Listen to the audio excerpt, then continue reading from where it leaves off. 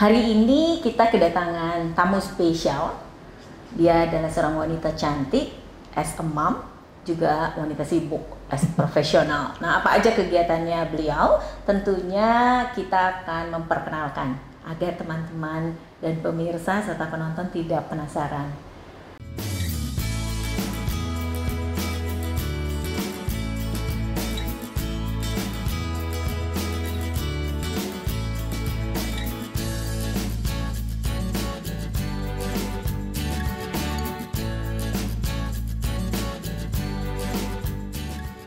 Halo James. Halo, Apa Wi. kabar? Kabar baik, Wi. Thank you. Terima kasih sudah membimbing aku. Beliau adalah dosen pembimbing di Magister di kampus pilihan Parahyangan. Iya, betul. Ya, betul ya. Betul, Jadi betul. merupakan salah satu kampus pilihan. Iya. Ya, dan salah satunya aku memilih di sana untuk Iya, magister, benar. ya kan.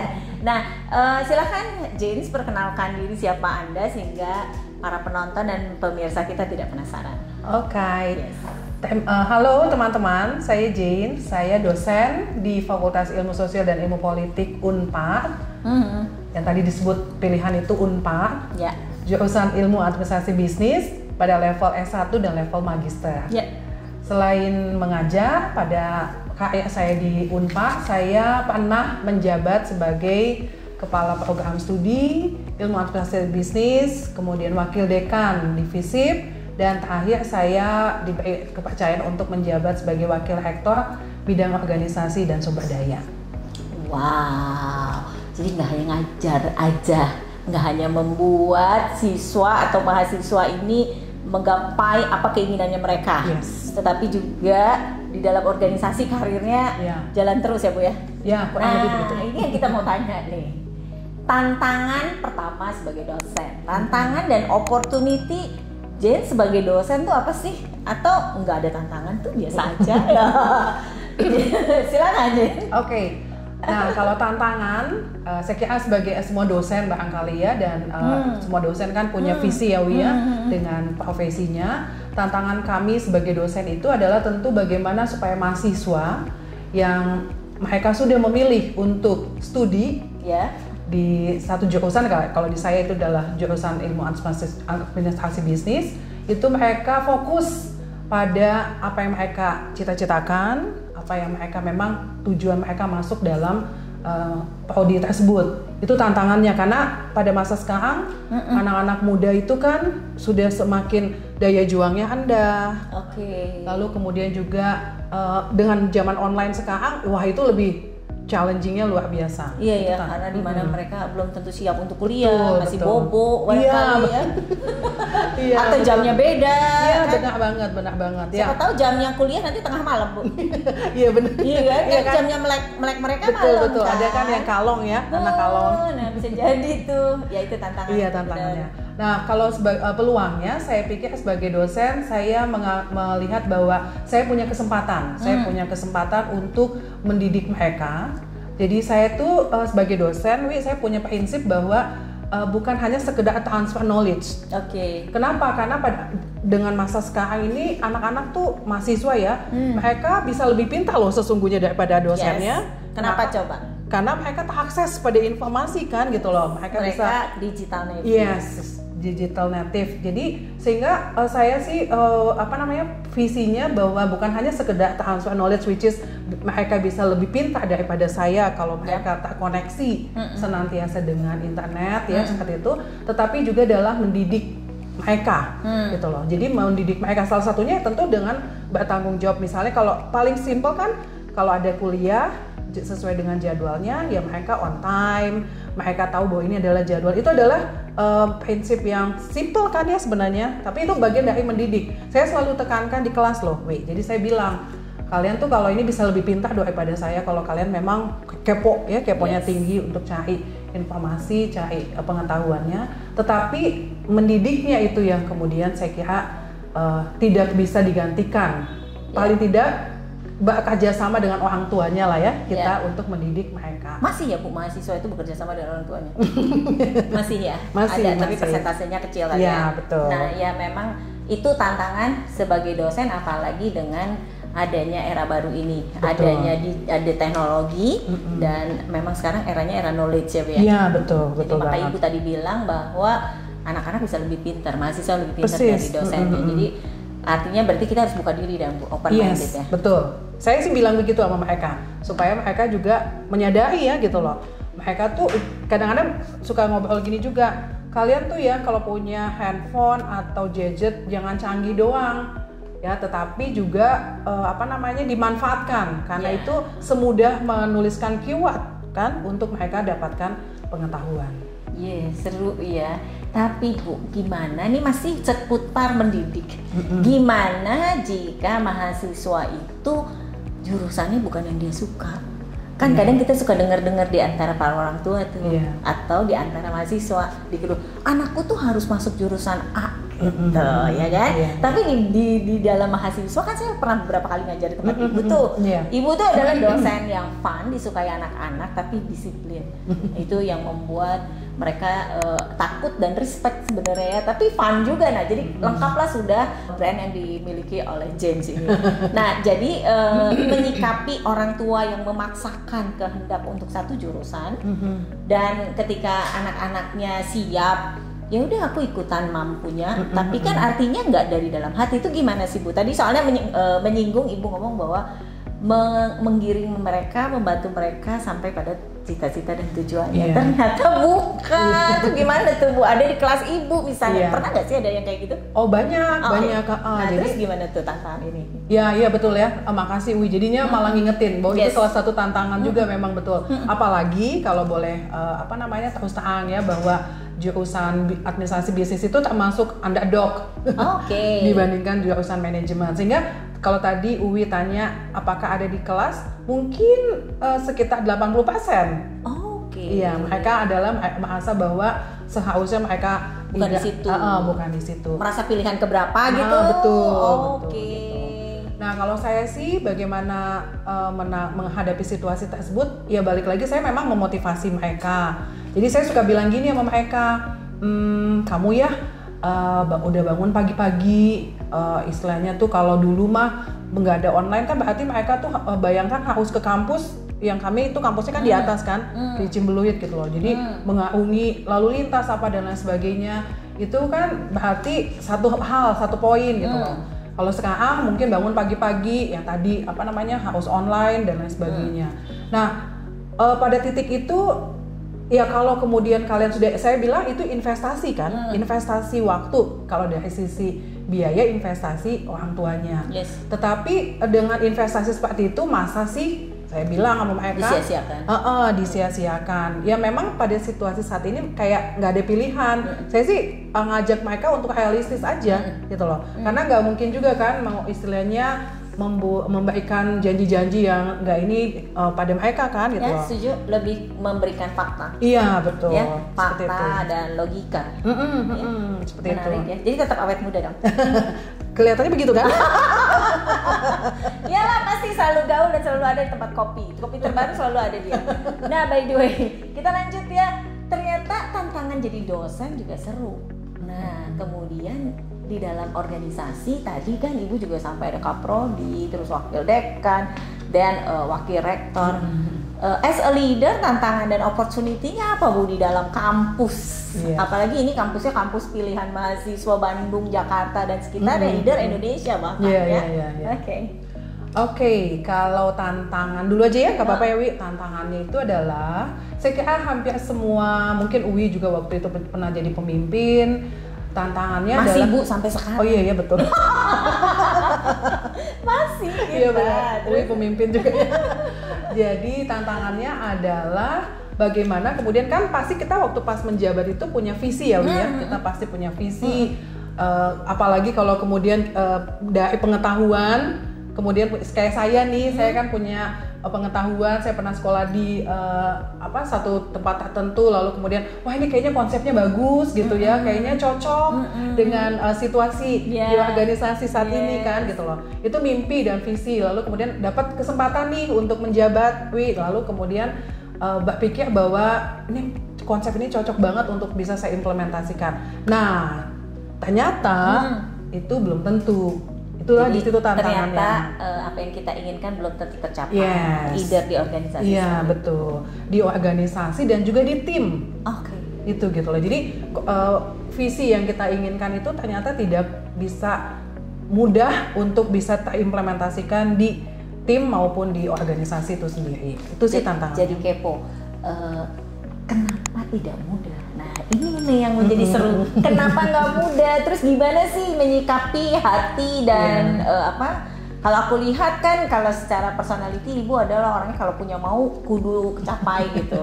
Jadi dominan sejati gitu. Nah tapi pada saat mengalami tadi ini yang saya mau tuh belum tentu semua terjadi. Nah gimana secara diri dan secara tim gitu? Kalau pas yang pertama yang kenapanya, saya menyadari bahwa ternyata memang perlu kesiapan ya Wi ya. Ternyata saya kira pengalaman dan saat ini juga Wi alami membantu banyak perusahaan seperti itu kan, dan sebagai pemimpin ada unsur kesiapan organisasi maupun tim kita gitu kan. Jadi mungkin saya waktu itu terlalu idealis, pengen cepet juga ya, kan cepet waktunya, ya idealis. Artinya bahwa ini tuh cocok banget, pokoknya harusnya bisa ini gitu loh. Nah saya lupa satu hal bahwa organisasi dan juga tim itu ternyata belum tentu siap dengan kondisi itu. Nah itu kenapanya. Lalu bagaimana saya menyikapinya? Ya saya I do my best aja gitu loh. Dalam kapasitas yang memang saya pikir bahwa saya mampu melakukannya, ya saya I do my best. Lalu kemudian dan saya akan mengaku itu sebagai capaian saya. Biarin aja orang lain gak ngakuinnya kan Wi. Gitu. Jadi itu yang istilahnya saya mencoba bukan menghibur ya, tapi meyakinkan diri saya bahwa pada titik tertentu saya sudah melakukan yang terbaik. Ya, seperti itu. Menarik sekali. Jadi yang dipilih adalah staying positive.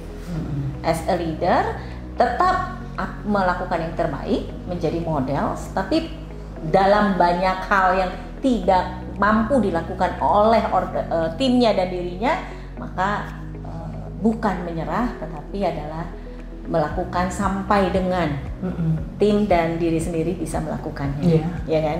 Jika di tim ada yang nggak bisa dilakukan atau organisasi nggak bisa lakukan, berarti maka itu adalah capaian, ya. Jadi akan tetap bergerak pada capaian-capaian berikutnya. Jadi staying positive. Iya betul. Keren banget ya. Jadi Jane selalu punya pikiran staying positif. Kalau tidak punya pemikiran atau sikap, ya bukan pemikiran aja tapi sikap. Karena betul. Staying positif itu dalam kondisi tidak menyenangkan di saat yours idea gitu ya, udah merasa benar-benar oke, dan ternyata lingkungan atau organisasi nggak siap gitu kan, kita kecewa banget. Iya, betul. Tapi dengan kondisi seperti itu, you are as a great leader karena you staying positive. Wow, thank you. Ya, nah terus kemudian tadi as a dosen, terus kemudian di organisasi as a leader, dan peran berikutnya as a mom. Si mom funky nih ya, karena aku lihat kalau bersama anak-anaknya selalu celana pendek tuh, seru banget ya. Dan aku tuh pernah ketemu sama anakmu. Waktu itu kita ngopi bareng, terus kan anakmu menyusul, bahkan suamimu kan juga nyusul. Dan ternyata tahu nggak, anak-anaknya tuh pisah meja, dia sibuk ngurusin bikin desain karena kakaknya mau jadi ketua OSIS. Iya betul. Iya kan? Nah gimana sih Bu, as a mom kayaknya emang seru di keluarga. Iya. Mungkin kalau saya sebagai ibu, saya termasuk kategori ibu yang demokratis, fun ya. Saya bahasanya begitu karena memang kadang-kadang saya berusaha masuk ke anak-anak saya sesuai dengan zamannya mereka. Nggak apa-apa, nanti aku validasi sama anaknya. Iya benar. Iya. Nah seperti itu, lalu kemudian ya saya bahkan mungkin terlalu bisa jadi sangat demokratis banget sama si anak-anak itu, karena saya pikir bahwa ya itu bagian dari dimana saya mengkompensasi juga waktu-waktu saya untuk sibuk dengan pekerjaan seperti itu kan gitu loh. Di samping juga memang berusaha masuk ke kehidupannya mereka, bahwa mereka itu pada masa sekarang yang memang nggak bisa seketat dulu ya, seperti itu gitu loh. Iya, nggak bisa pakai jari gini ya. Iya benar. Harus big hug. Ya seperti itu. Jadi saya modelnya ya kayak tadi Uwi bilang, lebih fun aja, ngikutin mereka maunya seperti apa, seperti itu. Tapi sambil dengan proses yang seperti itu dan dalam suasana yang lebih rileks dan santai seperti itu, saya tanamkan nilai-nilai yang ya mudah-mudahan itu bisa lebih mudah mereka terima karena situasinya nggak terlalu kaku, keras ya seperti itu. Iya, seru ya. Balik lagi ke kampus. Aduh, kampus ini seru banget ya karena Ibu dosen. Bu, saya pernah ngebahas ini dengan organisasi ya, di asosiasi financial gitu ya. Nah, antara akademik, bahkan di organisasi-organisasi lain ya, antara akademik sama industri, ini tuh ada gap, Bu. Iya. Jadi ketika industri mencari tim ya atau karyawan, mereka bukan mencarinya di kampus tuh. Iya kan? Kalau carinya di kampus adalah mereka untuk ODP gitu ya, untuk MDP gitu ya. Nah itu kan sekarang costnya sangat mahal, Bu. Nah gimana sih menurut Ibu pribadi sebagai dosen gitu ya? Apakah gap ini atau bagaimana? Satu, menurut Ibu bagaimana? Apakah benar gap ini terjadi? Yang kedua, bagaimana sih yang Ibu lakukan sebagai dosen sehingga gap ini kalau memang menurut Ibu ada, bagaimana menyikapinya gitu, dan bagaimana Ibu melakukannya gitu. Karena ini sampai hari ini masih jalan terus. Iya sih, betul. Apakah gap ini makin pendek atau makin panjang kan itu menjadi PR kita bersama ya. Betul. Aku di industri, Ibu di akademik. Nah, kita harus berteman gitu kan. Iya, betul sih, saya setuju ya bahwa memang masih ada gap antara dunia kampus ya yang kemudian basisnya konseptual dengan dunia industri yang biasanya memang mereka menuntut sesuatu yang praktikal ya, seperti itu. Betul sekali. Itu masih ada memang kenapa? Karena memang misalnya saya ambil contoh saya aja lah ya, gitu loh, bahwa di kelas ya kan saya akan menyampaikan kepada mereka konsep. Saya mengajarkan pada mereka bagaimana kemudian misalnya merumuskan strategi, bagaimana menganalisis eksternal, internal dan seterusnya. Itu pada level saya sebagai di konsep. Padahal mungkin teman-teman di industri itu kan membutuhkannya bukan hanya sekedar pengetahuan kan gitu loh. Karena pengetahuan itu seperti tadi saya sampaikan, selain saya mengingatkan mahasiswa bahwa mereka juga bisa belajar sendiri di era sekarang, saya juga suka mengingatkan mahasiswa bahwa nanti ya kamu teh kalau pas udah kerja kamu tuh masih boleh buka buku dah. Saya bilang seperti itu gitu loh. Wajib karena, wajib ya tuh. Baca itu wajib terus umur hidup. Persis. Nah sehingga bisa jadi bahwa kemudian si dunia industri juga memandangnya kan seperti itu ya gitu loh. Nah bagaimana mengatasinya? Kalau saya sendiri sih saya mencoba bahwa di dalam kelas saya selain bahwa mereka belajar konsep, itu kan tetap perlu ya, Wi ya, itu kan modal. Banget. Ya, itu kayak pisaunya mereka ya. Karena mereka harus belajar analytical thinking. Yes, betul. Nah itu selain memberikan konsep, tapi saya juga memberikan mereka praktek. Prakteknya sih belajar bedah kasus. Yes, keren. Iya, karena saya punya prinsip juga bahwa ketika mengajar, terutama mata kuliah saya, itu nggak bisa kayak orang ngajarin harus seperti orang mengajarkan seseorang berenang, yaitu nyemplung ke dalam kolam bareng-bareng untuk mengetahui tekniknya, minum airnya, keseleknya, apa segala macam. Ya benar banget, kan itu harus dialamin. Betul. Nah jadi saya coba dengan memberikan case study, bedah kasus. Jadi setelah mereka dapat konsep, kasusnya real dari perusahaan. Memang ada yang tergantung. Kadang-kadang saya juga challenge mereka, kamu cari perusahaan sendiri. Jadi supaya mereka juga tertantang kan gitu loh, untuk pada suatu saat tertentu saya juga sediakan kasusnya. Nah ini tuh di Magister atau di S1 Bu? Di S1 dan di Magister. Oke. Saya pakai jadi mulai sejak S1 sudah mulai bedah-bedah kasus. Ya itu membuat sense of mereka praktek lebih kencang ya. Iya. Dan terutama juga kan karena kami jurusan bisnis ya, gitu loh. Jadi kalau ngomongin bisnis cuma konsep doang gimana coba, kan UI pasti punya pengalaman juga seperti itu. Nah sehingga praktek itu menjadi penting. Dan itu yang kami coba lakukan. Menarik ya. Nah yang terakhir sebelum nanti saya akan perkenalkan bahwa di episode kedua kita akan membahas bukunya Bu Jen yang menarik. Nah yang terakhir adalah menurut Ibu menyikapi globalisasi dengan teknologi ini, persiapan apa yang Ibu sebagai dosen lakukan, dan bahkan mungkin sebelumnya di saat Ibu menjabat di jabatan wakil rektor atau di jabatan wakil dekan, apa yang harus disiapkan oleh dosen atau oleh insan yang ada, stakeholder yang ada di Parahyangan, dan juga ibu sendiri. Gitu. Yang pasti kalau sebagai dosen mempersiapkan diri, terutama sih tadi kalau saya udah challenge mereka untuk tetap terinformasi, tetap akses pengetahuan, berarti saya juga nggak boleh enggak dong, ya enggak sih gitu loh. Yang mana memang kan sama dengan seperti mahasiswa, semudah saya menulis keyword, semudah saya mengklik dan lain sebagainya, itu juga adalah bagian dari saya untuk tetap upskill ya? Iya, upskill gitu. Lalu ya tadi kemampuan untuk mereka, saya juga termasuk ya seperti itu. Kadang-kadang kan berpikir bahwa udah biasa ngajar kan gitu loh, udah biasa berkomunikasi public speaking, tapi ternyata enggak juga ya Wi.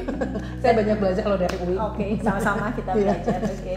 Itu lalu kemudian kalau dari sisi organisasi ya saya kira upskilling dari kompetensi ya dari timnya tadi ya, pegawainya, staffnya dan juga dosen paling tidak itu menjadi is a must gitu loh, karena kalau tidak ya istilahnya tuh kita bisa ketinggalan dari perguruan tinggi lain yang sudah mulai melakukan hal tersebut. Walaupun kita saat ini menjadi pilihan bagi mereka untuk kuliah di sana ya. Yes. Sehingga tetap aja harus terus survive. Oke. Ada sesuatu yang ingin ditambahkan Bu sebelum kita tutup?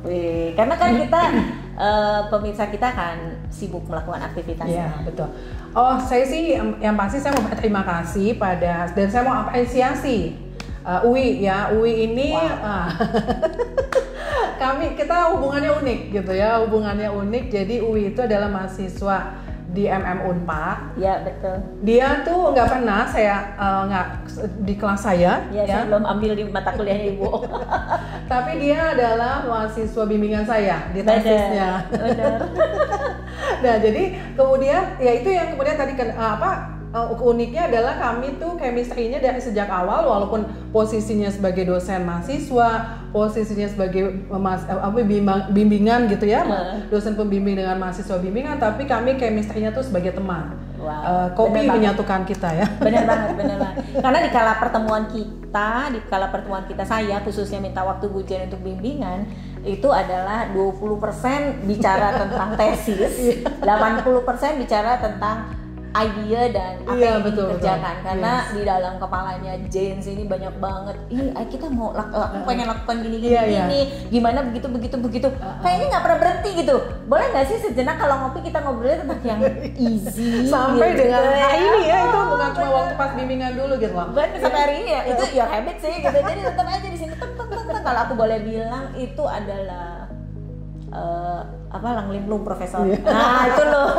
Oke, silakan lanjut. Ya, jadi saya tuh dapetin banyak insight banget dari UI ya seperti itu. Jadi makanya kenapa kalau pas lagi ketemuan itu harus banget memanfaatkan bagaimana pengetahuannya dia yang sangat luar biasa, lalu tekniknya untuk menuangkan ide itu seperti apa, itu saya belajar banget dari UI. Memang tadi termasuk juga waktu pas lagi saat itu menjabat pas UI bimbingan tesis pas itu kan. Bimbingan tuh Ibu kan wakil rektor.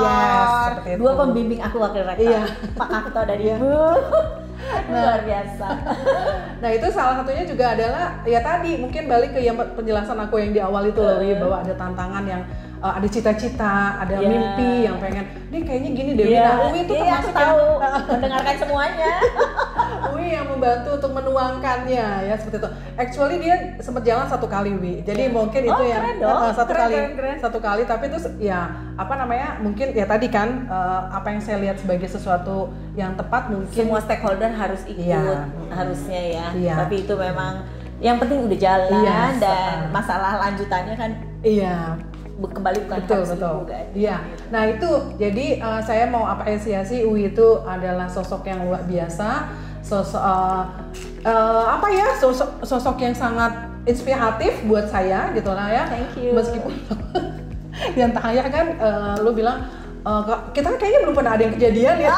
Oh ya, terakhir kita ngopi. Kayaknya kita ditakdirkan untuk kopi. No, I'm not only ngopi gitu ya. Lalu kami putuskan untuk salah satunya ini. Hari ini. Ya, ini adalah keberhasilan lah ya buat kita. Setelah sekian abad kita berteman, setelah sekian abad menghasilkan karya Iya, masing-masing, betul. tapi belum pernah ada karya bersama gitu ya. Jadi terima kasih Jens, tetaplah jadi dosen yang jadi idola karena Thank you you. fun, terus membawa mahasiswa sebagai teman, dimana mereka selain respect, mereka jadi open minded. Yes. Iya kan? Karena you are as a brand. Kayak aku mahasiswa tapi aku temanmu gitu. Kebayang gak sih aku mahasiswa, aku temannya dia gitu. Iya. Dia kejadiannya janjiannya ngopi di sela-sela sibuk dan Iya. bahkan nanti ngajaklah wakil rektor yang lain, ngajaklah Romo yang sekarang wakil rektor Iya, ya. Nanti betul, kita akan betul. bareng deh satu Oh iya, frame sama bener-bener, dia ya. iya. Bagaimana Seru. menjadi wakil rektor yang sekarang gitu. Nah, apa karya berikutnya di mana episode yang kedua kita akan berdiskusi dan bincang-bincang tentang bukunya Jane. Yes. Apa isinya dan kenapa ini terjadi? Yeah, Wow. so asik ya. Inspiring woman, inspiring dosen. Thank you Jen. Ya Wi, Ketemu sama-sama. di episode kedua ya. Oke. Dah. Makasih semuanya teman-teman. Terima kasih.